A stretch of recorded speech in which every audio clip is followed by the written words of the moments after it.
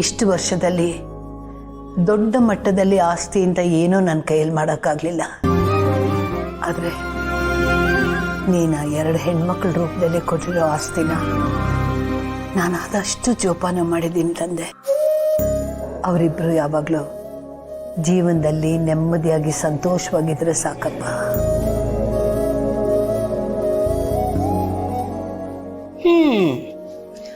ಓ ಮೈ god, ಓ ಮೈ god, ಓ ಮೈ god, ತುಂಬಾ ಮೋಸ ಕಣೆ. ನಿನ್ನ ಮೊಮ್ಮಕ್ಕಳ ಹೆಸರು ಜೊತೆ ನನ್ನ ಹೆಸರನ್ನು ಸೇರಿಸ್ಕೋಬೋದಿತ್ತು ತಾನೆ. ಈಗ ಹೇಳ್ತೀನಿ ಮರ್ತ್ಬಿಟ್ಟಿಯಾ?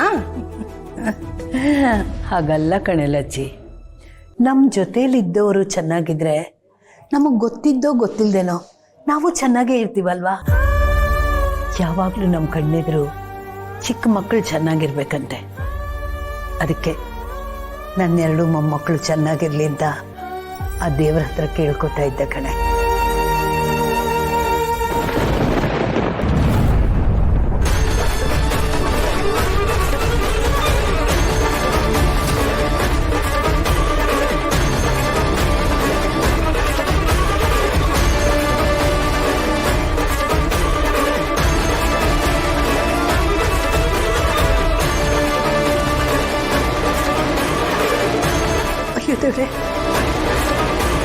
ಯಾಕೆ ಹೀಗಾಯ್ತು? ಯಾಕಪ್ಪ, ಯಾಕೆ ಹೀಗೆಲ್ಲ ಆಗ್ತಾ ಇದೆ?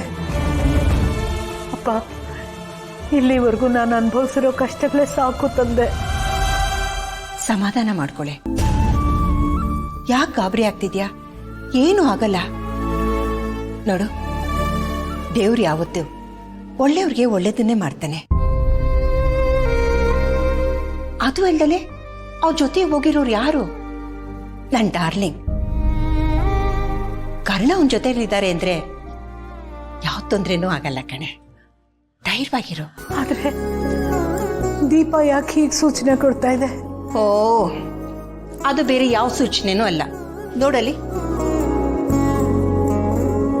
ಎಣ್ಣೆ ಆಗೋಗಿದೆ, ಎಣ್ಣೆ ಹಾಕಿಂತ ದೀಪ ಹೇಳ್ತಾ ಇದೆ. ನೋಡು.